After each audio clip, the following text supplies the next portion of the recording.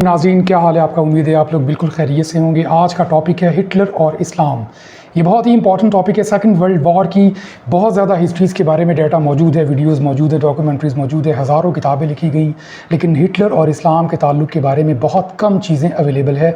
Recent पिछले 10 सालों के अंदर कुछ डेवलपमेंट्स हुई हैं, कुछ चीज़ें लिखी गई हैं। इस हवाले से एक किताब बहुत इंपॉर्टेंट कंसिडर की जाती है जिसका नाम है हिटलर्स टेबल टॉक। इसका टाइटल आप स्क्रीन पर देख सकते हैं। ये हिटलर की वो गुफ्तगू है जो वो अपनी टेबल के ऊपर अपने क्लोज़ अलाइज के साथ, अपने क्लोज़ एसोसिएट्स के साथ, अपने क्लोज़ कैबिनेट मेंबर्स के साथ सीक्रेट डिस्कशन किया करता था। ये गुफ्तगू बाद में हिटलर्स टेबल टॉक के नाम से शाया हुई। इसमें 1941 से लेकर 45 तक के पीरियड के दौरान हिटलर की ये तमाम सीक्रेट टेबल टॉक्स कंपाइल कर दी गई हैं। इस किताब के मंजर आम पर आने के बाद पता चला कि हिटलर जो है वो इस्लाम और मुस्लिम वर्ल्ड के बारे में एक ख़ास नुक्ता नज़र का हामिल था। वो एक पर्टिकुलर ओपिनियन उसकी क्या थी, उस ओपिनियन के बारे में हम ये कह सकते हैं कि हिटलर इस्लाम से एज ए रिलीजन बहुत मुतासिर था, और कुछ लोग तो ये भी कहते हैं कि वो इस्लाम कबूल करना चाहता है। इसमें कितनी हकीकत है, इसके बारे में हम आज की वीडियो में बात करेंगे।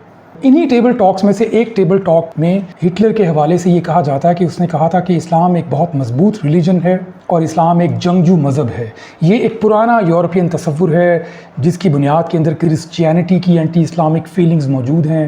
लेकिन हिटलर ने इसको किसी और रंग में कहा था। हिटलर ने कहा था कि यूरोपियन नेशंस जो हैं वो क्रिश्चियनिटी की तालीमात की वजह से अमन पसंद, गैर जंगजू और हमदर्दी के जज्बात से भरी हुई हैं, जिसकी वजह से उनके लिए मॉडर्न टाइम के अंदर जंग करके अपने हकूक़ को लेना बहुत मुश्किल हो गया है। इसके बरक्स इस्लाम एक ऐसा मज़हब है जो जंग की तालीम देता है, जो अपने हक़ को हासिल करने के लिए हथियार उठाने की तलकीन करता है और जिहाद का कंसेप्ट इन्फिल्ट्रेट करता है। तो इस कॉन्टेक्स्ट के अंदर आप समझ सकते हैं कि हिटलर की इस्लाम के बारे में तारीफ़ी कलमात दर हकीकत रिलीजन के तौर पर नहीं, बल्कि इस कॉन्टेक्स्ट में थे कि वो मुसलमानों को एक बेहतरीन फ़ाइटर के तौर पर उस कंटेम्प्रेरी पीरियड के अंदर देखता था। वो इस्लाम को मजहबी अकीदत के नुक्ता नज़र से नहीं बल्कि फ़ौजी और अस्करी ऐनक से देख रहा था। उसे मुसलमानों की इबादत, उनके दीनी निज़ाम, इन चीज़ों से कोई दिलचस्पी नहीं थी। और उसका इस्लाम के बारे में नुक्ता नज़र ये था कि इस्लाम एक ऐसी तारीख़ी क़ुव्वत है जिसने माजी में बहुत तेज़ी के साथ फतूहात हासिल किए। आप लोग जानते हैं कि नबी अकरम सल्लल्लाहु अलैहि वसल्लम के वसाल के बाद खिलाफत राशिदा के दौर में इस्लाम बहुत तेज़ी के साथ फैला और उसने दुनिया के एक बहुत बड़े हिस्से के ऊपर अपनी एम्पायर बना ली। 86 ईयर्स के दौरानिए में इतनी बड़ी एम्पायर बनाने की हिस्ट्री ना तो रोमन एम्पायर की पीरियड में मिलती है और ना ही बाद के किसी और दौर में मिलती है। यही वो नुक्ता नज़र था जिसकी वजह से हिटलर ने उन तमाम इलाकों में जहाँ पर जर्मन फ़ौज कब्ज़ा करती थी 1941 से लेकर 1945 तक, उन इलाकों में जहाँ पर मुस्लिम पॉपुलेशंस थी, वहाँ पर उसने मुस्लिम पॉपुलेशन को अपना हमनवा बनाने के लिए बहुत तेज़ी के साथ प्रोपेगेंडा किया और उनमें नाज़ी नज़रियात को इस तरीके से इन्फिल्ट्रेट किया कि वो ये बता सके कि नाज़ीज़म दरअसल मुसलमानों को उनका हक़ दिलाने की भरपूर कोशिश करता है। यहाँ पर ये जानकर आपको बड़ी हैरानी होगी कि बर्लिन से अरबी, फ़ारसी और दीगर ऐसी ज़ुबानों में रेडियो की नशरियात होती थी जो मुसलमानों की ज़ुबानें थी।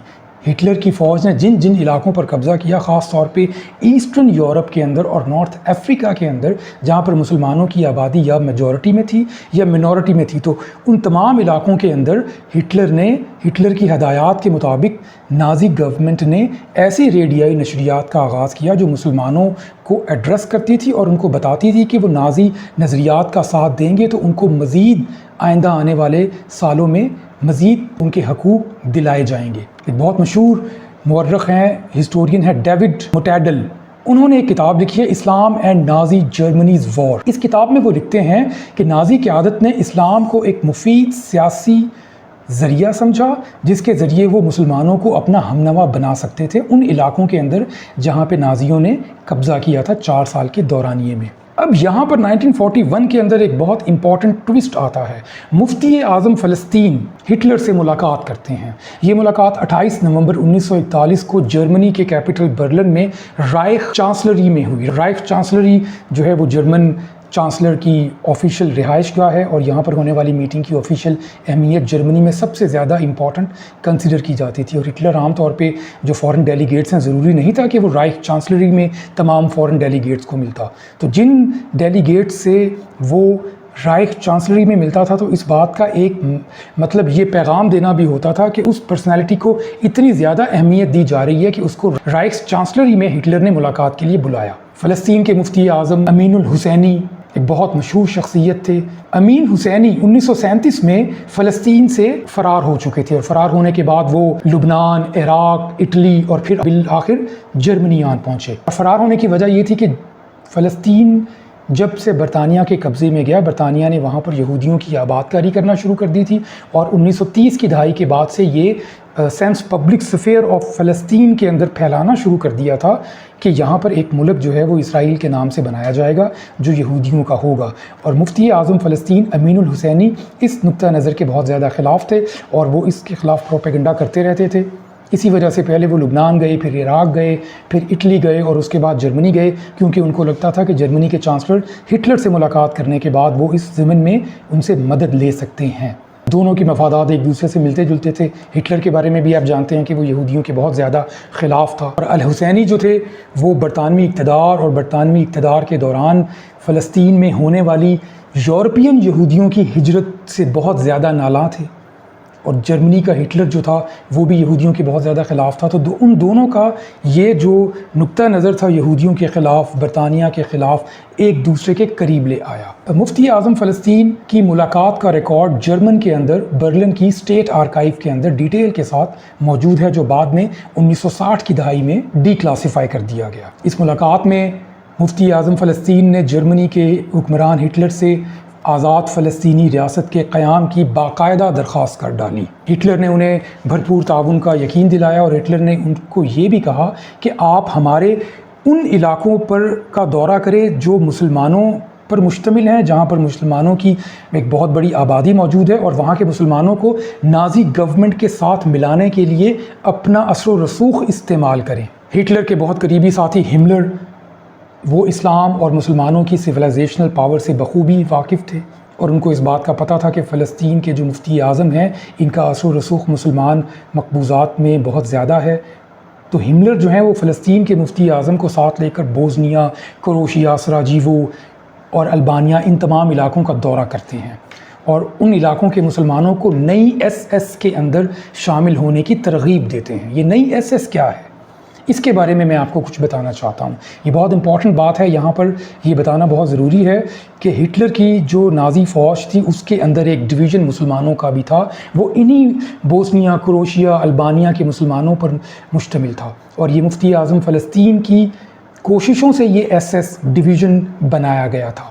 ہملر کا خیال تھا کہ مسلمان بہترین جنگجو لڑاکا ثابت ہو سکتے ہیں۔ دو وجوہات ہیں۔ پہلی وجہ یہ ہے کہ ایڈیالوجیکلی یہ لوگ جو ہیں یہ ظلم کے سامنے جھکتے نہیں ہیں، نمبر 1۔ نمبر 2 یہ کہ جن علاقوں کے مسلمان ہمارے مقبوضات میں اب آ رہے ہیں، ان علاقوں کے مسلمان ہمیشہ سے امپیریل پاورز کے خلاف رہے ہیں، ہمیشہ سے امپیریل پاورز کے سپریشن میں رہے ہیں۔ یوں ایک ایس ایس کی نئی ڈویژن بنائی جاتی ہے جس کا نام ہے 13th ویفن ماؤنٹین ڈویژن۔ 13th ویفن ماؤنٹین ڈویژن۔ اس یونٹ میں تقریباً 20,000 کے قریب مسلمانوں کو بھرتی کیا گیا، اور ان کی پھر ملٹری ٹریننگ کی گئی۔ اسی طرح البانیہ، کوسوو، کریمیا، کوکیشیا اور سوویت سینٹرل ایشیا کے وہ مسلمان جو سوویت یونین کے مظالم سے پریشان ہو کر سوویت ٹیریٹری سے نکل کر ایسٹرن یورپ کے ان علاقوں میں چلے آئے تھے جو جرمن آکوپیشن میں تھے، ان کو لگتا تھا کہ وہ سوویت یونین کے مظالم سے بچنے کے لیے ان کے پاس ایک ہی طریقہ ہے کہ وہ جرمنز کے پاس چلے جائیں۔ 6 مہینے کے بعد اس ڈویژن کا نام بدل کر ہینڈسار رکھ دیا گیا۔ ہینڈسار جو ہے یہ عربک ورڈ خنجر کا ترکش ورڈ ہنسر کی ایک بگڑی ہوئی شکل ہے، جسے بعد میں ہنسار کہا جاتا ہے۔ خنجر جو ہے وہ مسلمانوں کے حوالے سے منسوب ہے، اور اس ڈویژن کا جو پرچم تھا اس پرچم کے اوپر بھی خنجر کا نشان ہی بنایا ہوا تھا۔ یہ تصویر بھی آپ سکرین پر دیکھ سکتے ہیں۔ عثمانی دور سلطنت میں یہ رواج تھا کہ عثمانی دور سلطنت کے جو ایڈمنسٹریٹو لوگ تھے وہ اپنے ساتھ ہمیشہ ایک خنجر رکھا کرتے تھے۔ یہ خنجر ان کے عہدے اور ان کی عزت کی علامت ہوا کرتی تھی۔ تو یہی خنجر جو ہے یہ بعد میں ایس ایس 13th ڈویژن کے پرچم کے اوپر لوگوں کے طور پر لگایا گیا، اور اس کے پیچھے سوچ یہ تھی کہ جب یہ اس کا نام، اس ڈویژن کا نام ہنسار رکھا جائے گا یا خنجر رکھا جائے گا اور ان کے پرچم کے اوپر بھی یہی خنجر بنایا جائے گا، تو اس سے یہاں کے جو لوکل مسلمز ہیں جو آٹومن امپائر کے انڈر بہت عرصہ رہے ہیں، تو اس علامت کے ذریعے بوسنیا کی عثمانی اور اسلامی روایات کو بھی ابھارا جا سکتا ہے اور مقامی مسلمانوں کو اس یونٹ میں شمولیت کی ترغیب بھی دی جا سکتی ہے۔ ڈویژن کے نشان کالر پیچ کے اوپر بھی ایک بازو کو یہی خنجر یا یہی تلوار پکڑے ہوئے دکھایا گیا جو اسی ہینڈشار کی ایک ایکسٹینشن تھی۔ یہاں پر ایک اور بات بڑی امپورٹنٹ ہے، 1940 کی دہائی میں آپ لوگ شاید جانتے ہوں کہ مصر کے اندر مسلمانوں کی ایک نئی تنظیم بن رہی تھی جس کا نام تھا اخوان المسلمون۔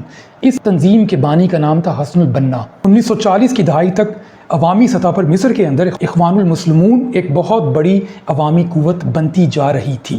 2015 میں مصر کے ایک سابق مفتی علی جمعہ نے یہ دعویٰ کیا کہ اخوان المسلمون کے جو بانی تھے حسن البنا، انہوں نے 600 اخوانیوں کو ہٹلر کے پاس بھیجا تاکہ وہ ان کی تربیت کر سکے اور تربیت کے بعد وہ واپس وطن آ کر موجودہ حکومت کے خلاف ملیٹنٹ کاروائیاں کر سکے۔ یہ بیان کافی متنازع ہے کیونکہ جو مصر کے جن مفتی صاحب نے یہ فتویٰ دیا ہے انہوں نے اسے موجودہ مصر کی سیاسی صورتحال کے حوالے سے اخوان کے اوپر تنقید کرتے ہوئے دیا ہے، لہٰذا میں اس ڈائمنشن میں نہیں جاؤں گا، اس کے اوپر ہم پھر کبھی ویڈیو الگ سے بنائیں گے۔ لیکن یہاں پر آپ کو یہ بتانا مطلب ہے کہ ہٹلر جو ہے اس کا امپیکٹ مصر کے اندر ایک نئی جنم لینے والی اسلامی تنظیم اخوان المسلمون کے اندر بھی آپ کو کسی نہ کسی فارم میں نظر آتا ہے، اور یہ بات بے بنیاد نہیں ہے۔ آرکائیول سورسز کی بنیاد پر اس بات کو ویریفائی کیا جا سکتا ہے کہ اخوان المسلمون کے 600 نہ صحیح تو کچھ درجن لوگ ضرور وہاں پر پہنچے تھے جنہوں نے ٹریننگ لی تھی، ٹریننگ لے کر واپس وہ آئے ہیں،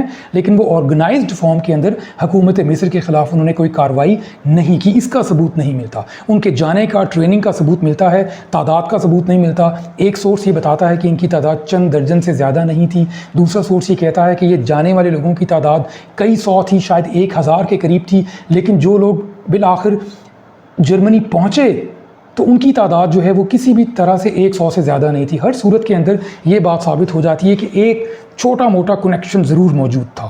ان تمام باتوں کے بعد جو سوال پیدا ہوتا ہے، جو ویڈیو کے شروع میں نے آپ کو بتایا، اس کے بارے میں تھوڑی سی بات کی تھی، اب اسی سوال کا جواب دینے کی آخر میں انالیٹیکل ایفرٹ کرتے ہیں کہ کیا ہٹلر اسلام سے متاثر تھا؟ کیا جو یہ کہا جاتا ہے کہ ہٹلر اسلام سے اتنا متاثر تھا کہ وہ اسلام قبول کرنا چاہتا تھا، یا وہ اسلام سے اتنا متاثر تھا کہ وہ اسلام کو ایک آئیڈیالوجی کے طور پہ بہت زیادہ امپورٹنٹ سمجھتا تھا؟ تو اس کا ہسٹوریکل انالیٹیکل آنسر یہ ہے کہ ہٹلر اسلام سے اس طرح سے بالکل بھی متاثر نہیں تھا۔ اس کا کسی بھی ریلیجن کے بارے میں کوئی بھی میچور اوپینین نہیں تھی۔ وہ کرسچن تھا لیکن وہ پریکٹیکلی بہت زیادہ مذہبی آدمی نہیں تھا، لہٰذا اس کے بارے میں یہ کہنا کہ وہ اسلام سے، ایک نئے مذہب سے ایک بہت زیادہ متاثر تھا، یہ تاریخی طور پہ درست نہیں ہوگا۔ یہ ایک جذباتی بیانیہ تو ہو سکتا ہے مگر یہ تاریخی طور پر یہ درست نہیں ہے۔ اس سوال کے جواب کا دوسرا حصہ یہ ہے کہ تو پھر کیا وہ اسلامی تحریکوں سے متاثر تھا؟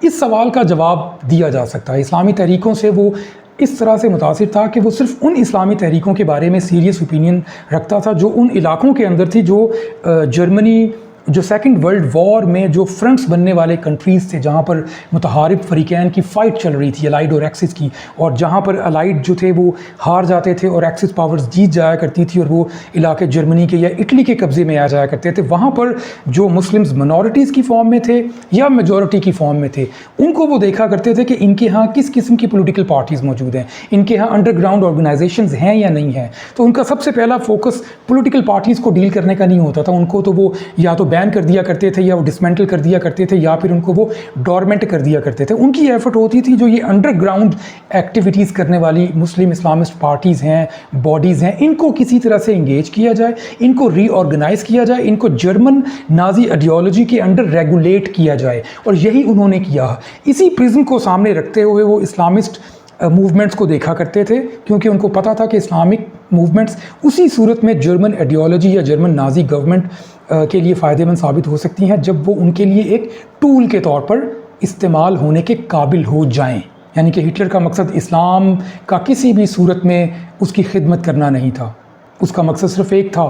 اس کا سب سے بڑا دشمن برطانیہ تھا، امریکہ سب سے بڑا دشمن تھا، لیکن برطانیہ اس کانٹیکس میں سب سے بڑا دشمن تھا کیونکہ برطانیہ ابھی بھی مسلم کنٹریز کے ایک بہت بڑے حصے کے اوپر قابض تھا، اور برطانیہ کے ان مقبوضات کے اندر مسلم پاپولیشنز کی تعداد بہت زیادہ تھی، کہیں پر میجورٹی میں تھے اور اگر کہیں پر منورٹی میں بھی تھے تو تعداد بہت کم نہیں تھی، بہت زیادہ ہی تھی۔ تو ہٹلر یہ چاہتا تھا کہ وہ جو اس کا جو سب سے بڑا دشمن ہے، اس کا جو کلچرل امپیکٹ ہے ان مسلمز کے اوپر، اس امپیکٹ کو ختم کرنے کے لیے ان کی جو اسلامسٹ پولیٹیکل پارٹیز ہیں ان کو کسی طرح سے اپنی اسٹیٹ کے ڈاکٹرائن کے مطابق ریگولیٹ کر دیا جائے۔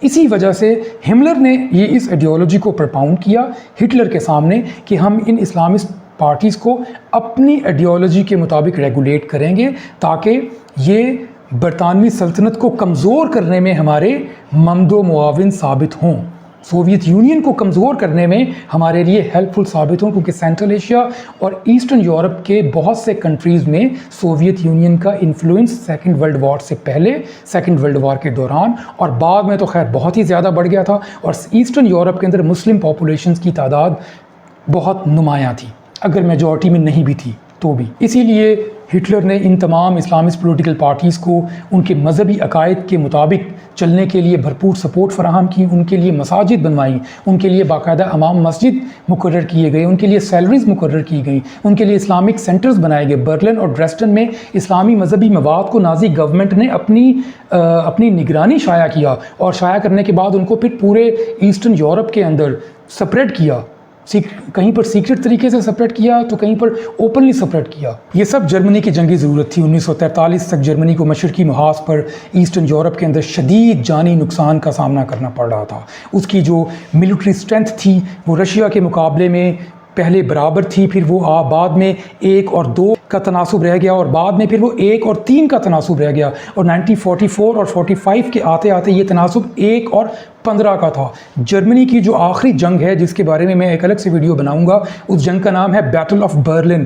اس جنگ کے اندر رشیا کے 15 لاکھ فوجی تھے جبکہ جرمنی کے 1 لاکھ فوجی تھے۔ تو یہ 1942 کے بعد سے یہ تناسب جو ہے بڑھنا شروع ہو چکا تھا۔ اس تناسب کو کنٹرول کرنے کے لیے جرمنی کو ایسٹرن یورپ سے ان مسلم تحریکوں کے پرسنلز کی ضرورت تھی، مسلمان لڑکوں کی ضرورت تھی، اسی طرح سے وہ اپنے تناسب کو کم کر سکتے تھے۔ انہوں نے ایفرٹ تو بہت کی لیکن ان کو جو لوگ ملے ان کی تعداد 20-22 ہزار سے زیادہ نہیں تھی، اور یہ جو SS 13 ڈویژن بنایا گیا جس کا نام بعد میں ہنزار رکھا گیا، یہ بھی 1945 کے آتے آتے آفیشلی تو ڈسمنٹل نہیں ہوا لیکن پریکٹیکلی یہ بھی ڈس فنکشنل ہو چکا تھا جرمنی کی شکست سے 6-7 مہینے پہلے۔